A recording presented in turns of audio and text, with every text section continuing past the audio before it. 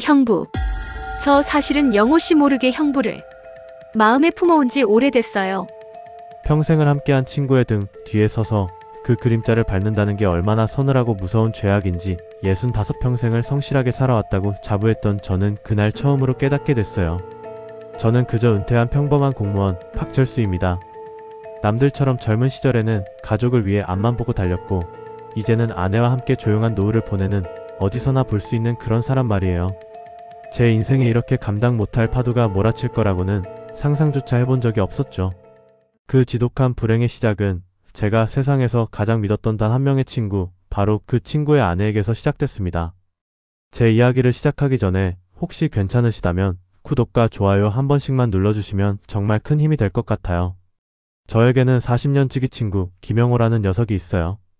젊은 시절 작은 가게를 하겠다며 동분서주할 때부터 서로 보증도 서주고 아이들 혼사 문제로 밤새 머리를 맞대기도 했던 그야말로 제 인생의 절반을 함께한 동반자 같은 친구죠. 그런 영호와 제가 은퇴 후에 함께 찾은 유일한 낙이 바로 주말마다 동네 뒷산을 오르는 거였어요. 팍팍한 도시의 소음에서 벗어나 흙냄새를 맡으며 땀을 흘리다 보면 지난 일주일의 시름도 나이 들어감의 서글픔도 잠시나마 잊을 수 있었거든요. 그날도 여느 때와 같은 주말 아침이었어요. 쨍한 가을 햇살이 등산하기에 더없이 좋은 날이었죠. 영호는 언제나처럼 쩌렁쩌렁한 목소리로 시시껄렁한 농담을 던지며 앞서 걸었고 저는 그 뒤를 따르며 피식피식 웃음을 터뜨렸습니다. 평소 같았으면 제 아내와 영호 아내 이지연 씨도 함께였겠지만 그날은 저희 아내가 무릎이 좋지 않다며 집에 남았고 영호와 지연 씨 그리고 저 이렇게 셋이서 산에 오르게 됐어요. 처음에는 아무것도 이상한 점을 느끼지 못했어요. 영호는 여전히 유쾌했고 지연 씨는 평소처럼 조용하고 차분한 모습으로 우리 뒤를 따랐으니까요. 지연 씨는 참 고운 사람이었어요. 화려하진 않지만 수채화처럼 은은한 멋이 있는 그런 여자였죠. 영호 녀석이 가끔 괄괄하고 무심하게 굴 때도 언제나 조용한 미소로 남편을 감싸주던 누가 봐도 현모양처의 표본 같은 사람이었습니다. 저 역시 지연 씨를 그저 좋은 친구의 아내 이상으로 생각해 본 적이 단 한 번도 없었고요. 그런데 산 중턱쯤 올랐을까요? 잠시 숨을 고르기 위해 바위에 걸터 앉았는데 등 뒤에서 따가운 시선이 느껴졌어요. 무심코 고개를 돌렸을 때 저를 가만히 응시하고 있는 지연 씨와 눈이 마주쳤죠. 보통 때 같았으면 가볍게 눈인사를 하고 말았을 텐데 그날 그녀의 눈빛은 무언가 달랐습니다. 뭐라 설명하기 힘든 깊고 아득한 감정이 담겨있는 듯 했어요. 마치 마른 우물 속을 들여다보는 것처럼 공허하면서도 동시에 무언가를 간절히 갈망하는 듯한 그런 눈빛이요. 제가 당황해서 시선을 피하자 그녀 역시 화들짝 놀라며 고개를 돌렸지만 그 짧은 순간의 교감은 제 마음에 작은 돌멩이 하나를 던져 넣기에 충분했습니다. 내가 뭘 잘못 봤나? 늙어서 헛것이 보이나? 애써 대수롭지 않게 넘기려 했어요. 하지만 한번 시작된 불길한 예감은 좀처럼 사그라들지 않았습니다. 산을 오르는 내내 지연 씨의 시선은 끈질기게 제 등 뒤에 머물렀어요. 영호가 앞에서 신나게 떠들고 있을 때 뒤에서 느껴지는 그 집요한 시선에 저는 등줄기에 식은땀이 흐르는 것 같았죠. 일부러 영호에게 더 크게 말을 걸고 풍경을 보는 척하며 그녀의 시선을 외면하려 애썼습니다. 철수야, 저것 좀 봐라. 단풍 든 것 좀 봐. 예술이다, 예술. 영호가 손가락으로 산 정상을 가리키며 감탄하는 사이 저는 물을 마시는 척하며 슬쩍 지연 씨를 곁눈질했어요. 그녀는 단풍에는 아무런 관심도 없다는 듯 여전히 저를, 정확히는 제 옆모습을 뚫어지게 보고 있었습니다. 그 눈빛 속에는 제가 감히 해석할 수 없는 슬픔과 원망, 그리고 알 수 없는 뜨거움이 뒤섞여 있었어요. 그 순간 저는 깨달았습니다. 이건 제 착각이 아니라는 것을요. 정상에 올라 우리가 늘 가던 약수터에서 목을 축일 때였어요. 제가 물을 마시려고 바가지를 드는 순간 지연 씨가 불쑥 다가와 제 손에 들린 바가지를 빼앗듯 가져갔어요. 형부, 제가 먼저 떠드릴게요. 그녀는 바가지에 물을 가득 담아 제게 건넸습니다. 그 과정에서 그녀의 가느다란 손가락이 제 손등을 스쳤는데 그 찰나의 스침이 마치 불에 댄 것처럼 뜨겁게 느껴졌어요. 저는 저도 모르게 움찔하며 손을 뒤로 뺐습니다. 그런 제 모습을 보고 그녀의 얼굴에 스쳐 지나가는 미세한 실망감. 아무것도 모르는 영호는 옆에서 허웃으며 말했죠. 이야, 우리 마누라가 철수 너는 끔찍이 챙기네. 나한테도 저렇게 다정하게 좀 굴어보지 그래? 영호의 농담에 지연 씨는 아무 대답 없이 그저 희미하게 웃어 보일 뿐이었어요. 하지만 그 웃음이 얼마나 위태롭고 슬퍼 보였는지 아마 영호는 평생 모를 겁니다. 그 순간 그녀의 눈동자가 다시 저를 향했어요. 그 눈빛은 마치 소리 없는 아우성 같았습니다. 제발 제 마음을 알아주세요 하고 온몸으로 외치는 것만 같았죠. 그날의 산행은 마치 안개 속을 걷는 것처럼 답답하고 불안했어요. 평소라면 하산길에 막걸리 한잔하며 시름을 털어냈을 테지만 저는 한시라도 빨리 이 불편한 자리를 피하고 싶다는 생각뿐이었습니다. 지연 씨의 그 알 수 없는 눈빛이, 그 눈빛에 담긴 의미가 무엇일지 머릿속에서 수만 가지 생각들이 엉키고 부딪혔어요. 40년 우정의 무게가, 평온했던 제 일상이 저 조용한 여인의 눈빛 하나의 통째로 흔들리고 있었습니다. 그 시선 끝에 무엇이 기다리고 있을지 저는 그때까지만 해도 감히 상상조차 하지 못했습니다. 산행의 끝자락은 늘 그렇듯 시원섭섭한 공기로 가득했어요. 흙먼지 묻은 등산화를 툭툭 털어내고 땀으로 축축한 옷깃을 매만지며 우리는 주차장으로 향했죠. 언제나처럼 영호는 쩌렁쩌렁한 목소리로 다음 주 산행 코스를 떠들고 있었고 제 아내 미경은 그런 영호를 타박하며 웃고 있었습니다. 늘 보던 풍경, 지극히 평범하고 그래서 더없이 평화로운 주말 오후였어요. 그 순간까지는요. 아이고 나는 먼저 들어가서 씻어야겠다. 철수 자네 다음 주에 보세. 영호가 먼저 붕붕 손을 흔들며 아파트 입구로 사라졌습니다. 아내도 마트에 들를 게 있다며 제게 차키를 건네고는 시장 쪽으로 발걸음을 옮겼고요. 순식간에 주차장 근처엔 저와 영호의 아내 지연 씨 단둘만 남게 되었습니다. 늘 있는 일이었죠. 같은 아파트 단지에 사니 굳이 배웅하고 할 것도 없었으니까요. 저도 이제 그만 집으로 들어가 뻐근한 다리를 좀 주무를 생각으로 지연 씨에게 가볍게 목례를 건넸습니다. 조심히 들어가세요, 재수 씨. 그런데 이상했어요. 평소 같았으면 내 형부도요. 하고 웃으며 돌아섰을 사람이 그 자리에 못 박힌 듯 우뚝 서서 저를 빤히 쳐다보고 있는 겁니다. 그늘진 나무 아래에 서 있어서였을까요? 유독 그날따라 지연 씨의 얼굴이 무척이나 어두워 보였습니다. 아까 산에서 느꼈던 그 기묘한 시선이 다시금 떠올라 저도 모르게 마른 침을 삼켰어요. 왜 그러세요? 어디 안 좋으신가요? 걱정스러운 마음에 한 걸음 다가가 물었습니다. 그러자 지연 씨는 한참을 망설이는 듯 입술만 달싹이다가 이내 결심한 사람처럼 제게 말하더군요. 형부 잠깐, 아주 잠깐이면 돼요. 저랑 얘기 좀 하실 수 있을까요? 그 목소리가 어찌나 떨리고 위태롭게 들렸는지 저는 차마 거절할 수가 없었습니다. 우리는 마치 약속이라도 한 듯 사람들이 잘 다니지 않는 아파트 뒤편 벤치로 향했어요. 낡은 벤치에 나란히 앉았지만 어색한 침묵만이 우리 사이에 흘렀습니다. 무슨 말을 어떻게 꺼내야 할지 저는 그저 손에 든 등산 스틱만 만지작거리고 있었죠. 먼저 침묵을 깬 것은 지연 씨였습니다. 하. 땅이 꺼져라 내쉬는 한숨소리에 저도 모르게 그녀의 옆모습을 쳐다봤어요. 곱게 빗어넘긴 머리, 오뚝한 콧날. 젊었을 적엔 꽤나 미인이었겠다 싶은 얼굴이었죠. 하지만 지금 그녀의 얼굴엔 수십 년 묵은 시름 같은 것이 짙게 배어 있었습니다. 형부, 혹시 제가 이상해 보이세요? 네? 아니요, 그런 게 아니라 어디 안 좋으신가 같아서요. 영호한테 무슨 일이라도 있습니까? 저는 당연히 남편인 영호에게 무슨 문제가 생긴 줄로만 알았어요. 하지만 제 질문에 지연 씨는 고개를 가로저으며 희미하게 웃더군요. 그 웃음이 어찌나 쓸쓸해 보였는지 제 마음까지 괜히 서늘해지는 기분이었습니다. 그 사람은 아무것도 몰라요. 아니, 알려고도 안 하죠. 덤덤하게 내뱉는 말 속에 칼날 같은 원망이 서려 있었어요. 저는 뭐라고 답해야 할지 몰라 그저 듣고만 있었죠. 친구 부부 사이에 제가 끼어들 문제는 아니라고 생각했으니까요. 하지만 지연 씨의 이야기는 거기서 멈추지 않았습니다. 언제나 저래요. 자기 하고 싶은 말만 하고 자기 가고 싶은 곳만 가고. 제가 옆에서 무슨 생각을 하는지 마음이 어떤지 한 번이라도 제대로 들여다본 적이 없는 사람이에요. 제가 웃고 있으면 마냥 좋은 줄 알고 입 다물고 있으면 아무 일 없는 줄 알죠. 지난 40년 동안 전 그냥 그 사람 옆에 서 있는 예쁜 화분 같은 거였어요. 한마디 한마디 내뱉을 때마다 지연 씨의 어깨가 파르르 떨려왔습니다. 저는 당황스러움을 감출 수가 없었어요. 늘 쾌활하고 사람 좋기로 소문난 내 친구 영호가 집에서는 그런 무심한 남편이었다니. 믿기지가 않았죠. 재수씨 영호가 원래 표현이 좀 서툴러서 그렇지 속은 깊은 사람입니다. 재수씨를 얼마나 아끼는데요. 어떻게든 친구를 변호하고 이 어색한 상황을 무마해 보려고 했지만 제 말은 오히려 불에 기름을 부은 격이 되고 말았습니다. 아껴요? 형부가 보시기엔 그래요? 평생 자기 멋대로 살아온 사람이 이제 와서 저를 아낀다고요? 하 형부는 제 마음 모르실 거예요. 매일 매셔 같은 공간에 있으면서도 수만리 떨어진 섬처럼 외롭게 사는 이 기분 아무도 없는 텅 빈 집에 홀로 앉아 창밖만 바라보는 심정 아무도 몰라요. 결국 지연 씨의 눈가에 투명한 눈물이 방울져 맺혔습니다. 저는 어쩔 줄을 몰라 허둥댔어요. 주머니를 뒤져 손수건이라도 꺼내주려는데 그녀가 돌연 제 손목을 와락 붙잡았습니다. 가늘고 차가운 손가락의 감촉에 온몸의 신경이 쭈뼛 곤두서는 것 같았어요. 형부는 안 그러시잖아요. 네? 언니한테 하시는 거 제가 다 봤어요.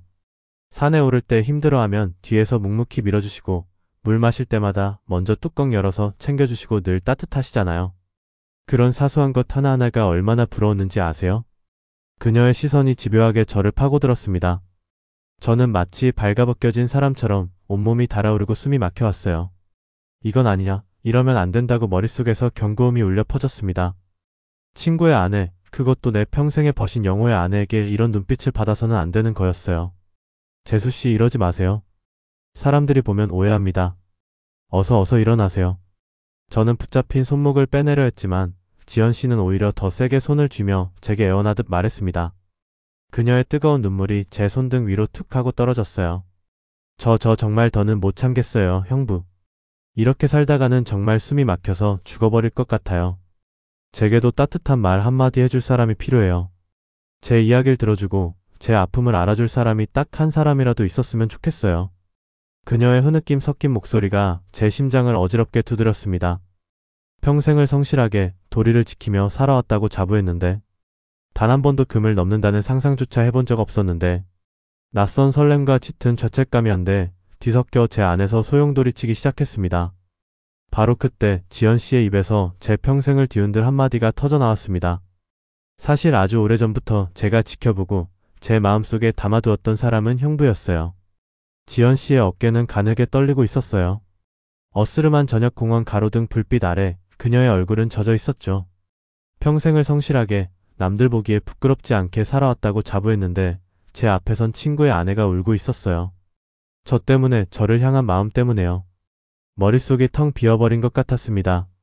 무슨 말을 해야 할지, 어떤 표정을 지어야 할지 아무것도 알 수 없었어요. 제 안의 이성은 단호하게 외치고 있었습니다. 정신 차려, 박철수. 이 여자는 내 평생 친구 영호의 아내야. 당장 뿌리치고 돌아서야 해. 하지만 발이 땅에 붙어버린 듯 움직일 수가 없었. 그녀의 눈물 속에 담긴 그 깊은 외로움이 마치 거울처럼 제 마음속까지 비추는 것 같았거든요. 남편에게 사랑받지 못하는 아내의 슬픔, 여자로서의 삶이 끝나버린 것 같다는 공허함. 그 말들이 비수처럼 날아와 제 가슴에 박혔습니다. 저 역시 다르지 않았으니까요.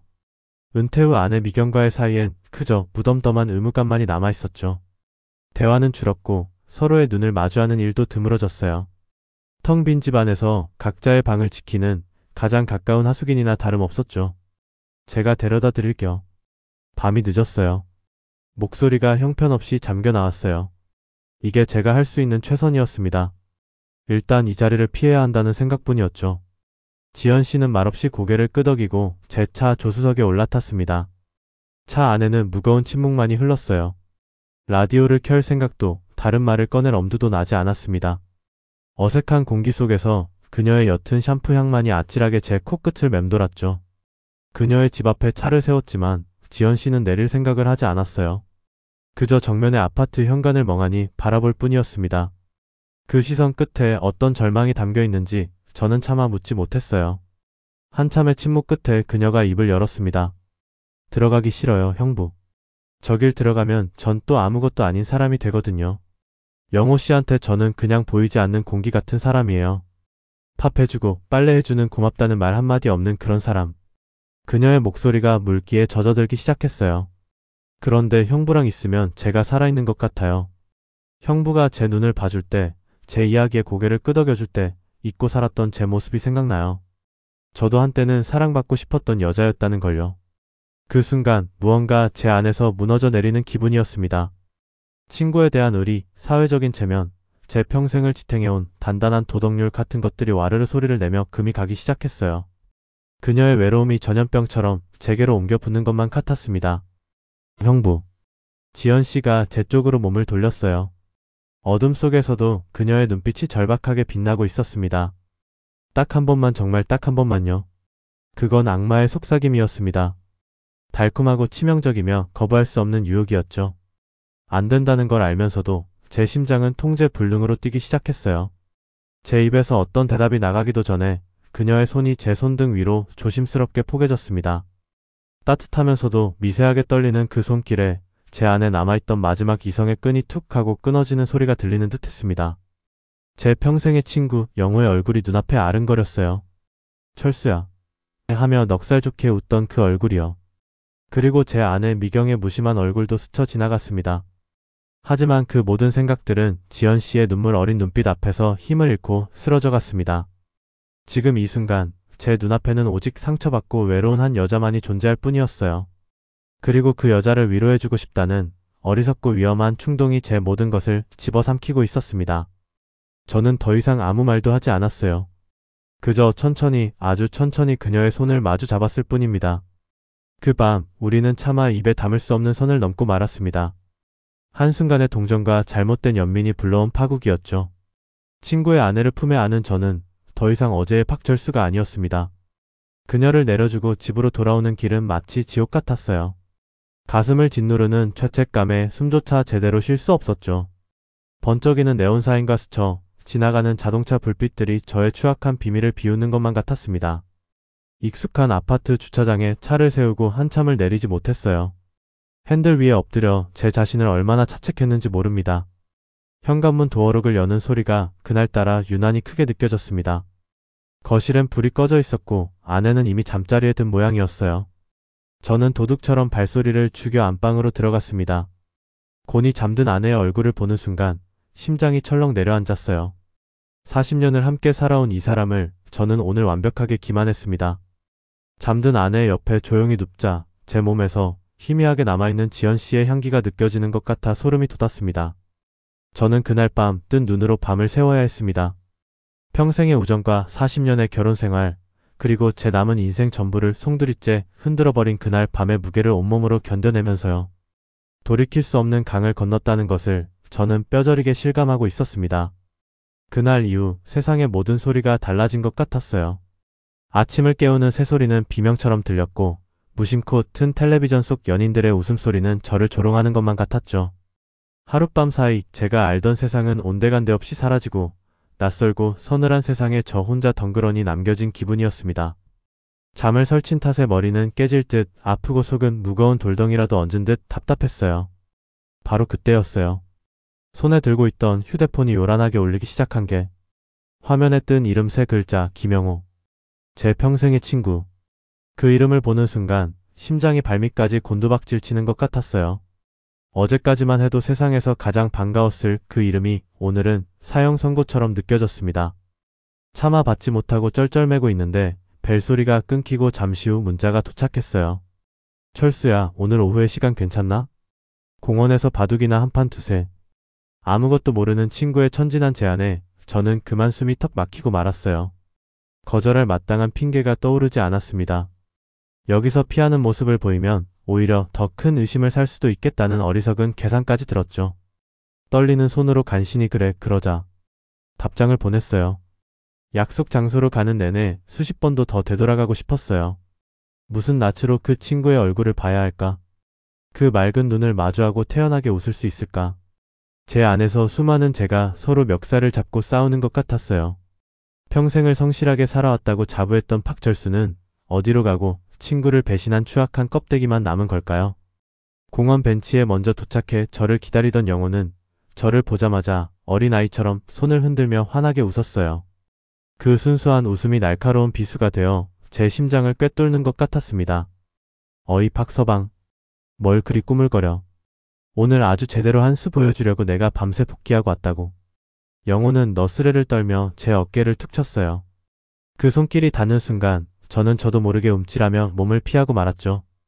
제 어색한 행동에 영호가 잠시 고개를 갸웃했지만 이내 대수롭지 않게 여기며 바둑판을 펼쳤어요. 자자. 어디 한번 더 보라고. 오늘은 절대 안 봐줄 테니. 바둑알을 쥔 손이 부들부들 떨려왔어요. 영호의 얼굴을 제대로 쳐다볼 수가 없어서 시선은 내내 바둑판 위를 헤맬 뿐이었죠. 검고 흰 돌들이 어지럽게 얽혀있는 것이 마치 제 복잡한 심경을 그대로 옮겨놓은 것 같았어요. 한 수 한 수 바둑을 두면서도 제 정신은 온통 다른 곳에 가 있었습니다. 어젯밤 지연 씨의 떨리던 목소리, 그녀의 뜨거웠던 눈물, 그리고 이성의 끈을 놓아버린 제 자신의 어리석은 모습이 파노라마처럼 스쳐 지나갔어요.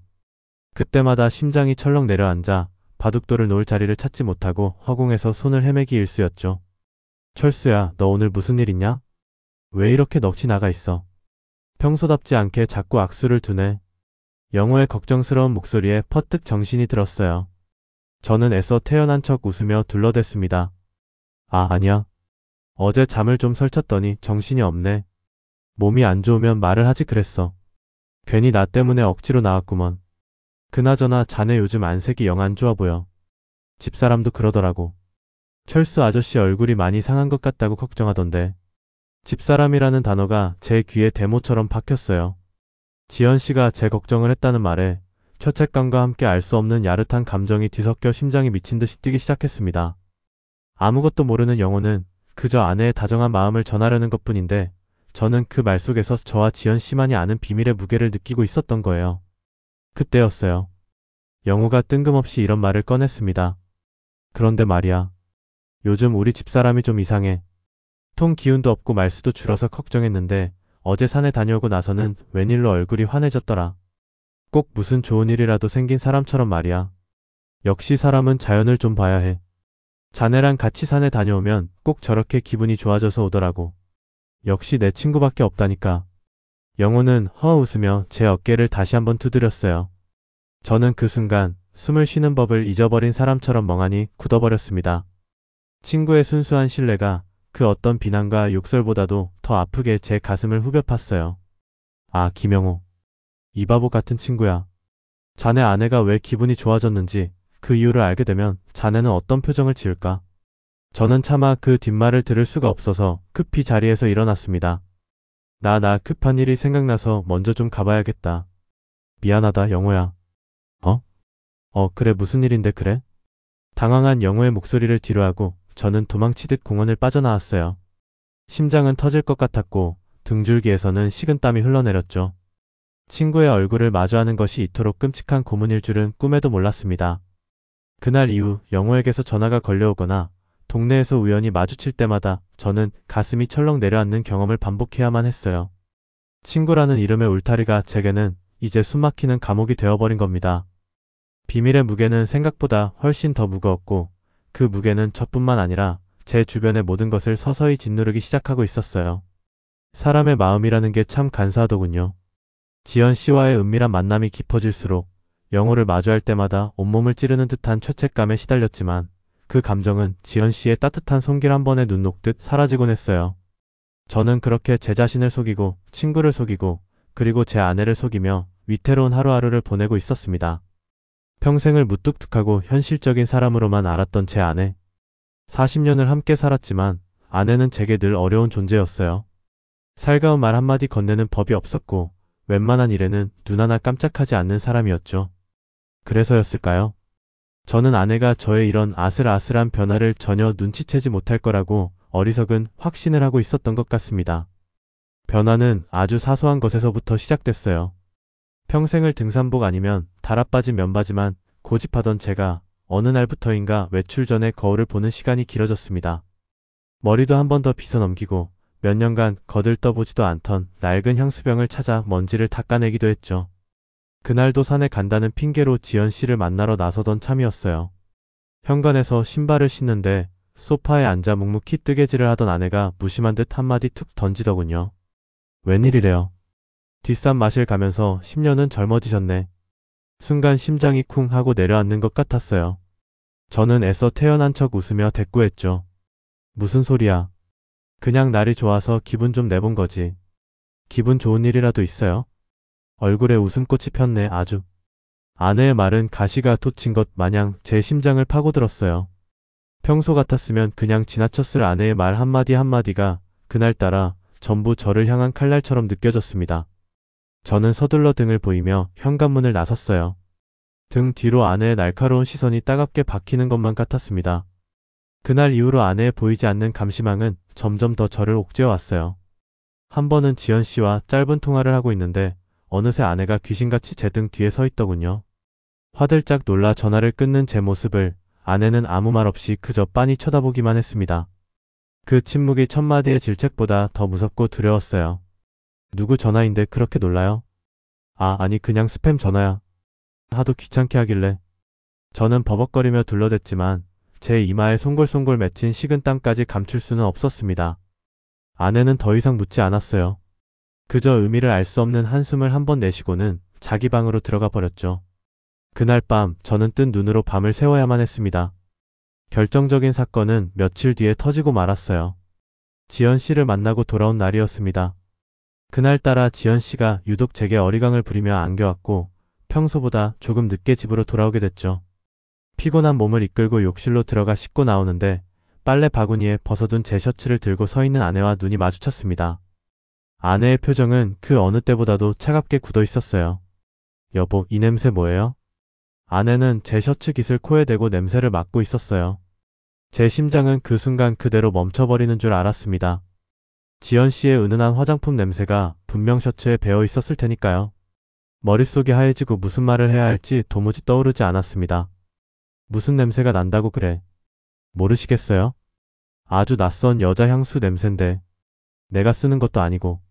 아내의 목소리는 얼음장처럼 차가웠지만 그 끝은 미세하게 떨리고 있었어요. 저는 필사적으로 변명거리를 찾아 헤맸습니다. 그거 오늘 버스에서 사람이 많아서 옆에 선 젊은 여자한테서 온 만나 보지. 제 스스로도 말도 안 되는 변명이라는 걸 알았어요. 아내가 그런 어설픈 거짓말에 속아 넘어갈 리가 없었죠. 아내는 제 눈을 똑바로 쳐다보며 나지막이 말했습니다. 버스를 타요?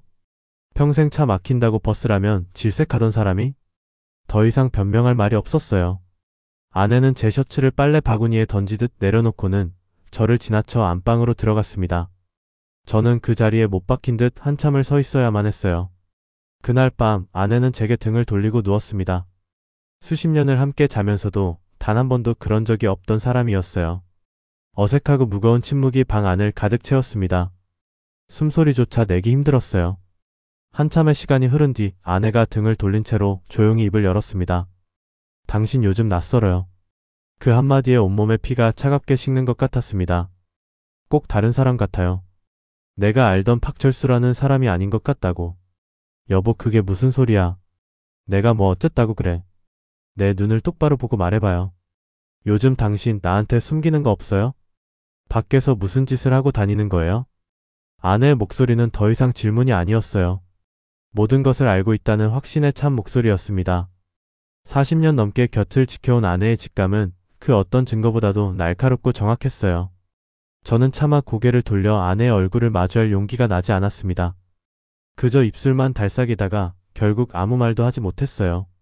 저의 침묵이 모든 것을 인정하는 꼴이 되어버린다는 것을 알면서도 말이죠. 그날 밤 저는 제 옆에 누운 아내가 평생을 함께한 내 아내가 세상에서 가장 무서운 존재가 될 수도 있다는 걸 처음으로 깨달았습니다. 평온했던 제 일상에 드리워진 균열은 그렇게 거대한 폭풍이 되어 저를 집어삼키기 시작하고 있었어요. 요 며칠 아내의 눈초리가 하도 날카로워서였을까요? 집안 공기가 얼음장처럼 차가워 숨쉬는 것조차 가시방석이었어요. 아내가 툭툭 내뱉는 말 한마디 한마디가 마치 제 속을 다 들여다보고 던지는 가시 같아서 저는 그저 고개를 숙인 채 못 들은 척하는 게 유일한 방패였습니다. 그런 날들이 이어지니 저도 모르게 자꾸만 밖으로 겉돌게 되더군요. 딱히 갈 곳도 없으면서 해가 저물도록 동네를 배회하다가 들어가는 날이 잦아졌어요. 그날도 그랬습니다. 정처 없이 걷던 제 발걸음이 어느새 영혼의 집 앞으로 향하고 있었어요. 아무 생각 없이 그저 친구 얼굴이나 보고 따뜻한 밥 한 술 얻어먹고 싶다는 생각뿐이었습니다. 그 집 문 앞에서는 잠시나마 제 죄를 잊을 수 있을 것만 같았거든요. 초인종을 누르자 얼마 지나지 않아 껄껄 웃는 영호의 목소리와 함께 문이 활짝 열렸습니다. 아이고, 철수 자네 아닌가. 이 사람아, 오려면 온다고 전화를 미리 주지 그랬어. 영호는 언제나처럼 저를 반갑게 맞아주었어요. 그 순박한 웃음 앞에 서니 제 마음속 시커먼 죄책감이 더욱 무겁게 저를 짓눌렀습니다. 거실로 들어서자 구수한 된장찌개 냄새가 코를 찔렀어요. 부엌에서 저녁을 차리던 지연 씨가 저를 보고는 잠시 멈칫하는 게 느껴졌습니다. 하지만 이내 아무렇지 않은 척 희미한 미소를 지으며 제게 인사했죠. 어머, 형부 오셨어요? 잘 오셨네요. 저녁 식사 안 하셨으면 같이 하세요. 그 목소리는 이상할 만큼 차분했지만 저는 그 안에 숨겨진 미세한 떨림을 똑똑히 느낄 수 있었어요. 영호는 제 옆에 바싹 붙어 앉아 제 어깨를 툭툭 치며 말했습니다. 잘 왔네, 잘 왔어. 마침 자네 생각이 나던 참이었는데 우리 이번 주말에 관악산이나 한번 갈까? 요즘 단풍이 아주 절경이라던데. 그 말을 듣는 순간 제 심장이 쿵하고 내려앉는 것 같았어요. 등산. 우리 셋을 묶어주었던, 그리고 이제는 우리 셋을 갈라놓을지도 모르는 그 단어. 저는 애써 태연한 척하며 밥을 입으로 밀어 넣었지만 밥알이 모래알처럼 껄끄럽게 느껴졌습니다. 지연 씨는 아무 말 없이 묵묵히 식사만 하고 있었죠. 그 침묵이 식탁 위에 내려앉은 공기를 더욱 무겁게 만들었어요. 어색한 식사를 마치고 과일을 먹고 있을 때였습니다. 갑자기 전화벨이 울렸고 영우가 전화를 받으러 잠시 자리를 비웠어요. 거실에는 저와 지연 씨 단둘만 남게 되었죠. 숨막히는 정적이 흘렀습니다. 그녀는 깎던 사과에만 시선을 고정한 채 아무 말도 하지 않았고 저 역시 무슨 말을 꺼내야 할지 몰라 입술만 달싹거렸어요. 그 순간이 영원처럼 길게 느껴졌습니다. 잠시 후 영우가 전화를 끊고 돌아오며 어색한 침묵을 깼습니다. 아이고, 가게에 있던 후배 녀석인데 별일도 아니구먼. 그래서 우리 주말에 산에 가는 거지? 응? 철수 자네도 갈 거지? 영우는 해맑게 웃으며 저와 지연 씨를 번갈아 쳐다봤어요. 저는 차마 대답을 할 수가 없었습니다. 그때였어요. 지연 씨가 들고 있던 과도를 탁 소리나게 내려놓으며 말했습니다. 난 못 가요. 목소리는 단호했습니다. 영우의 얼굴에 당황한 기색이 스쳤어요. 아니 왜? 당신 산에 가는 거 좋아하잖아. 무슨 일 있어? 지연 씨는 고개를 저으며 차갑게 말했어요. 그냥 몸도 좀 안 좋은 것 같고 가기 싫어요. 영호는 그런 아내가 이해가 안 간다는 듯 되물었습니다. 몸이 어디가 안 좋은데? 며칠 전까지만 해도 괜찮았잖아. 철수 씨도 같이 가는데 오랜만에 셋이 가면 얼마나 좋아. 바로 그 순간 저는 자리를 피해야겠다고 생각했어요. 부부 사이에 흐르는 냉랭한 기류에 제가 끼어있는 것 자체가 끔찍한 고문이었습니다. 아, 저 화장실 좀 다녀오겠네. 저는 황급히 자리에서 일어나 화장실로 향했습니다. 화장실에서 찬물로 세수를 하며 쿵쾅거리는 심장을 진정시키려 애썼어요. 거울에 비친 제 얼굴은 말이 아니었습니다. 죄책감과 불안감으로 헬쑥해진 늙은 남자의 얼굴. 이게 정녕 평생을 성실하게 살아왔다고 자부하던 박철수의 얼굴이란 말인가. 한숨을 쉬며 화장실 문을 열고 나오려는데 문틈으로 두 사람의 대화 소리가 새어 들어왔습니다. 처음에는 그냥 지나치려 했어요. 하지만 제 발걸음을 멈추게 만든 한마디가 있었습니다. 당신은 정말 아무것도 몰라? 내가 왜 가기 싫어하는지 정말 모르겠냐고. 지연 씨의 목소리는 아까보다 훨씬 격앙되어 있었어요. 잔뜩 날이 서 있었죠. 영호는 여전히 어리둥절한 목소리로 대꾸했습니다. 아니, 내가 뭘 모른다는 거야. 당신 요즘 왜 그렇게 삐딱하게 구는지 나도 답답해 죽겠어. 그냥 다 같이 바람이나 쐬고 오자는 건데 그게 그렇게 싫어? 다 같이? 다 같이 가는 게 문제라고요. 뭐? 그게 무슨 소리야? 철수 씨가 불편해? 아니, 평생을 봐온 친구인데 뭐가 불편하다는 거야? 저는 숨을 죽였습니다. 온몸의 피가 차갑게 식는 기분이었어요. 제발 거기서 멈추기를 바랐습니다. 하지만 영호의 다음 말이 제 등 뒤에 비수를 꽂았습니다. 당신 요즘 박철수 씨만 보면 괜히 피하고 쌀쌀 맞게 구는 거 알아? 옛날엔 안 그랬잖아. 둘이 무슨 일 있었어? 내가 모르는 뭐라도 있는 거냐고. 그 순간 세상의 모든 소리가 사라지는 것 같았습니다. 오직 제 귀에는 제 이름 석자 박철수만이 웅웅거리며 울리고 있었어요. 심장이 발밑까지 곤두박질 치는 아찔한 감각. 등줄기를 타고 식은땀이 폭포수처럼 흘러내렸습니다. 모든 것이 끝났다는 생각이 들었어요. 아직 아무것도 밝혀진 것은 없었지만 이미 영호의 의심은 시작된 겁니다. 친구의 입에서 제 이름이 그런 식으로 언급되는 순간 우리의 비밀은 더 이상 안전하지 않은 것이 되어버렸어요. 언젠가는 터지고야 말 시한폭탄의 초침 소리가 귓가에 선명하게 들리는 듯 했습니다. 저는 더 이상 그들의 대화를 들을 수가 없었습니다. 마치 유령처럼 소리 없이 현관으로 향했어요. 신발을 꿰어 신는 손이 사시나무처럼 떨려 몇 번이나 헛손질을 했습니다. 간신히 문고리를 잡고 밖으로 나서는 순간 저를 발견한 영호가 다급하게 소리쳤습니다. 철수 자네? 어디 가나? 아직 얘기 다 안 끝났는데. 저는 차마 뒤를 돌아볼 수가 없었어요. 그저 떨리는 목소리로 간신히 한마디 내뱉었습니다. 아, 집에 급한 일이 생각나서 먼저 가보겠네. 친구의 얼굴을, 그 순박하고 믿음 가득한 얼굴을 마주할 자신이 없었습니다. 저는 도망치듯 그 집을 빠져나왔습니다. 차가운 밤 공기가 폐부 깊숙이 스며들었지만 머릿속의 불길은 꺼지지 않았어요. 올 것이 왔구나. 이제 정말 모든 것이 끝장이구나. 집으로 향하는 내내 그 생각만이 지겹도록 제 머릿속을 맴돌고 있었습니다. 그날은 이상하게도 하늘이 참 맑았어요. 토요일 저녁, 아내 미경이 느닷없이 영혼의 부부를 저녁 식사에 초대했다고 하더군요. 평소 같으면 주말 저녁은 각자 집에서 조용히 보내는 게 우리 네 사람의 암묵적인 약속이었는데 말이죠. 갑자기 무슨 저녁 식사야? 제가 퉁명스럽게 묻자 아내는 그저 오랜만에 다 같이 얼굴 보고 싶어서 그렇지 왜? 라며 무심하게 대답할 뿐이었어요. 그 무심함 속에 서슬퍼런 칼날이 숨겨져 있다는 걸 그때 저는 미처 알지 못했습니다. 초인종이 울리고 영우와 지연씨가 들어서는 순간 거실의 공기가 쿵하고 내려앉는 것 같았어요. 영호는 평소처럼 껄껄 웃으며 과일 바구니를 흔들어 보였지만 그 뒤에 서 있는 지연씨의 얼굴은 하얗게 질려 있었죠. 우리는 어색하게 식탁에 마주 앉았습니다. 아내는 뭐가 그리 즐거운지 평소와 달리 부산스럽게 움직이며 음식들을 날랐고 영호는 그런 아내의 모습이 신기하다는 듯 농담을 던졌어요. 저와 지연씨 단 두 사람만이 숨막히는 침묵 속에서 서로의 눈치만 살피고 있었죠. 철수씨 요즘 안색이 영 안 좋네. 어디 아픈 데라도 있어? 영호의 걱정 어린 한마디에 제 심장이 발끝으로 떨어지는 것 같았습니다. 저는 애써 웃으며 아니야 그냥 환절기라 그런가 봐 하고 얼버무렸어요. 바로 그때였어요. 아내가 과일 접시를 식탁 중앙에 내려놓으며 아주 차분하고 나지막한 목소리로 입을 열었습니다. 그러게 말이에요. 이 사람 요즘 잠도 잘 못 자고 잠꼬대까지 하더라고요. 순간 지연씨가 들고 있던 젓가락을 접시에 떨어뜨렸습니다. 아주 작게 쨍하는 소리가 났지만 그 순간 제 귀에는 세상이 무너지는 소리처럼 크게 들렸어요. 영호가 의아한 표정으로 아내를 쳐다보며 물었습니다. 잠꼬대? 우리 철수가? 무슨 잠꼬대를 하는데요, 형수님? 아내는 저를 힐끗 쳐다보더군요. 그 눈빛은 마치 모든 것을 알고 있다는 듯 깊고 서늘했습니다. 그리고는 다시 미소를 지으며 말했어요. 글쎄요. 자꾸 누구 이름을 부르던데 지연씨 그쪽은 위험해. 내가 먼저 갈게. 뭐 이런 소리를 하더라고요. 두 분이서만 아는 무슨 장소라도 있는 모양이죠? 세상의 모든 소리가 멎었습니다.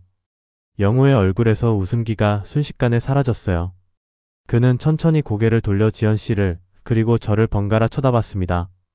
그의 눈빛은 혼란과 의심으로 가득 차 흔들리고 있었어요. 지연씨는 입술을 파들파들 떨며 아무 말도 하지 못했고 저는 그저 마른 침만 삼킬 뿐이었습니다. 여보, 형수님 말이 사실이야? 당신 철수랑 둘이서만 만난 적 있어?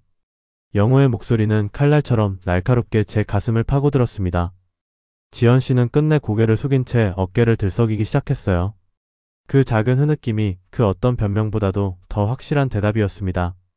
영호의 얼굴이 일그러지는 것을 저는 똑똑히 보았습니다.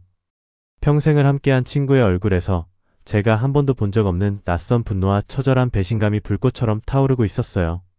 그는 자리에서 벌떡 일어났습니다. 박철수. 저를 부르는 그의 목소리는 더 이상 친구의 것이 아니었어요. 너 내가 어떻게 나한테 이럴 수가 있어. 그의 주먹이 식탁을 내리쳤고 그릇들이 요란한 소리를 내며 흔들렸습니다. 저는 아무 말도 할 수가 없었어요. 미안하다는 그 흔한 말조차 입 밖으로 나오지 않았습니다. 무슨 말을 할 수 있겠어요. 평생의 믿음을 제 손으로 팍살 내버린 제가 무슨 자격으로. 우리가 어떤 사이인데.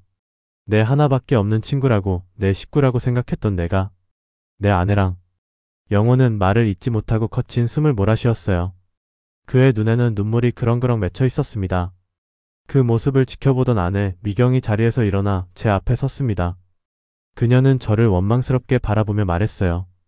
당신 정말 실망스럽다. 당신이 어떻게 그런 짓을 할 수 있어. 우리가 함께한 40년 세월이 당신한테는 아무것도 아니었어? 고작 그런 시시한 감정 노름에 우리 인생 전부를 걸 만큼 가벼웠냐고. 아내의 목소리는 떨리고 있었지만 그 안에 담긴 실망감과 상처의 무게가 고스란히 느껴져 저는 고개를 들 수 없었습니다. 아내는 흐느끼는 지연씨에게 다가가 차갑게 말했어요. 재수씨도 마찬가지예요. 그렇게 외로웠으면 남편이랑 얘기를 했어야지 어떻게 남의 가정을 깨뜨릴 생각을 해요. 이게 무슨 짓이에요, 대체? 지연 씨는 죄송해요, 형님 정말 죄송해요 라며 오열하기 시작했고 그 울음소리는 거실을 가득 메웠습니다. 영호는 더 이상 참을 수 없다는 듯 지연 씨의 팔을 거칠게 잡아챘어요. 그리고는 마지막으로 저를 돌아보며 증오가 가득 담긴 눈으로 말했습니다. 다시는 내 눈앞에 나타나지 마. 너 같은 놈은 이제 내 친구도 아니야. 그 말을 끝으로 영호는 지연 씨를 끌고 현관문 밖으로 사라졌습니다. 쾅 하고 문이 닫히는 소리와 함께 제 세상도 함께 닫혀버렸어요. 엉망이 된 식탁 앞 텅 빈 거실에는 저와 아내 단둘만 남았습니다. 아내는 저를 한참 동안이나 아무 말 없이 바라보더군요. 그 눈에는 더 이상 분노도 슬픔도 남아있지 않았어요. 그저 모든 것을 체념한 듯한 깊은 공허함만이 가득했습니다. 우리도 이제 끝인 것 같네. 그 한마디를 남기고 아내는 안방으로 들어가 버렸습니다. 닫힌 방문 너머로 아내의 희미한 울음소리가 들려왔어요. 저는 차갑게 식어버린 음식들 앞에 홀로 앉아 아무것도 할 수 없었습니다. 평생을 쌓아 올렸던 우정과 사랑, 그 모든 것이 한순간에 먼지처럼 부서져 내린 그날 밤, 저는 제 인생 전부를 잃어버렸습니다. 집으로 돌아오는 길은 기억나지 않아요. 어떻게 현관문을 열고 들어왔는지, 언제 신발을 벗고 불도 켜지 않은 거실에 들어섰는지, 모든 것이 흐릿한 필름처럼 끊겨 있어요. 정신을 차렸을 때 저는 텅 빈 소파에 멍하니 앉아 있었죠. 늘 제 옆자리에 앉아 퉁명스럽게 리모컨을 빼앗아 가던 아내 최미경은 없었어요. 그녀의 온기가 사라진 자리는 시베리아 벌판보다 더 차갑고 황량하게 느껴졌습니다. 식탁 위에는 차갑게 식어버린 저녁상 대신 얇은 종이 한 장이 덩그러니 놓여있더군요. 힘겹게 몸을 일으켜 다가가 보니 그건 이혼 서류였습니다. 제 이름 석자 옆 도장을 찍는 칸이 비어 있었어요. 그 아래에는 아내의 글씨체로 짧은 메모가 적혀 있었죠. 당신과 함께한 40년 세월이 원망스럽소. 더는 당신이라는 사람 알고 싶지도 않고 보고 싶지도 않구려. 잉크가 살짝 번진 자국은 아마 그녀가 흘렸을 눈물이겠지요. 한평생 무뚝뚝하고 강하기만 했던 사람이 남긴 마지막 흔적이었습니다. 그제야 저는 깨달았어요. 모든 것이 정말로 돌이킬 수 없이 끝나버렸다는 것을요. 그날 이후로 제 시간은 멈춰버렸어요. 아니, 과거에 붙들려 앞으로 나아가질 못하고 있어요. 아침에 눈을 뜨면 습관처럼 옆자리를 더듬거리다 텅 빈 공간에 놀라 잠이 깨요. 밥을 먹다가도 문득 맞은편에 빈 의자를 보고 숟가락을 놓게 되고요. 40년이라는 세월이 이렇게나 무서운 거였어요. 그녀의 존재는 공기처럼 너무나 당연해서 사라지고 나서야 비로소 그 소중함을 아니, 제 삶의 전부였다는 것을 깨닫게 된 겁니다. 친구 영호는 어떻게 지낼까요? 아마 저와는 비교도 안 될 만큼 큰 상처와 배신감 속에서 하루하루를 보내고 있겠죠. 평생을 믿었던 친구와 아내에게 동시에 버림받은 그 심정을 제가 감히 헤아릴 수나 있을까요? 마지막으로 봤던 그의 얼굴이 자꾸만 떠올라요. 분노나 원망이 아니었어요. 차라리 저를 때리고 욕이라도 했다면 마음이 편했을 텐데. 영호는 그저 모든 것을 잃어버린 사람처럼 텅 빈 눈으로 저를 바라봤어요. 그 눈빛이 매일 밤 저를 찾아와 심장을 도려내는 것만 같아요. 이제 저는 그에게 전화 한 통 걸 용기조차 없는 세상에서 가장 비겁하고 추악한 놈이 되어버렸습니다. 지연 씨는요? 그 곱던 얼굴에 서렸던 짙은 외로움. 그 외로움의 기생에 잠시나마 제 어리석은 욕망을 채우려 했던 제 자신이 혐오스러워요. 그녀 역시 모든 것을 잃었겠죠. 남편도 가정도 그리고 저로 인해 얻었던 짧은 위안마저도 결국엔 더 큰 상처가 되어 돌아갔을 겁니다. 우리는 서로의 외로움을 잠시 기댔을 뿐 그 누구도 구원하지 못했어요. 그저 서로를 더 깊은 나락으로 끌어내렸을 뿐이죠. 사람들은 말하더군요. 늙으면 남는 건 사람밖에 없다고. 저는 그 말을 비웃었어요. 성실하게 살아온 내 인생에 부끄러울 게 뭐가 있냐고. 내 곁에는 언제나 당연하게 사람들이 있을 거라고 자만했죠. 하지만 보세요. 지금 제 곁엔 아무도 없어요. 한순간의 어리석은 선택이 제가 평생 쌓아 올렸다고 믿었던 모든 것을 모래성처럼 허물어버렸습니다. 가끔 주말이면 저도 모르게 등산화에 손이 가요. 영호와 함께 수없이 오르내렸던 그 뒷산. 이제는 차마 오를 수가 없어요. 산은 그대로인데 그 산을 함께 오르던 우리는 이제 없으니까요. 산 정상에서 막걸리 한잔하며 시시콜콜한 이야기를 나누던 그때가 제 인생에서 가장 행복했던 순간이었다는 걸 왜 이제야 알게 된 걸까요? 저는 오늘 아내가 남겨두고 간 이혼 서류에 도장을 찍으려고 해요. 이건 제가 받아야 할 마땅한 벌이겠지요. 아내에게도, 친구 영호에게도, 그리고 제 스스로에게도 평생을 속죄하며 살아가야 할 겁니다. 이 긴 이야기를 들어주신 여러분께 제가 감히 드릴 말씀은 하나뿐이에요. 혹시라도 지금 삶이 외롭고 허무하게 느껴지신다면 멀리서 새로운 무언가를 찾으려 하지 마세요. 부디 지금 당신 곁에 있는 가장 소중한 사람의 얼굴을 한번 더 들여다보세요. 그 사람의 눈에 담긴 세월과 그 손에 새겨진 주름의 의미를 헤아려 보세요. 저처럼 모든 것을 잃고 나서야 후회하는 어리석은 늙은이가 되지 않으시기를 진심으로 바랍니다. 이제 저는 이 텅 빈 집에서 저의 길고 외로운 벌을 받으려 합니다.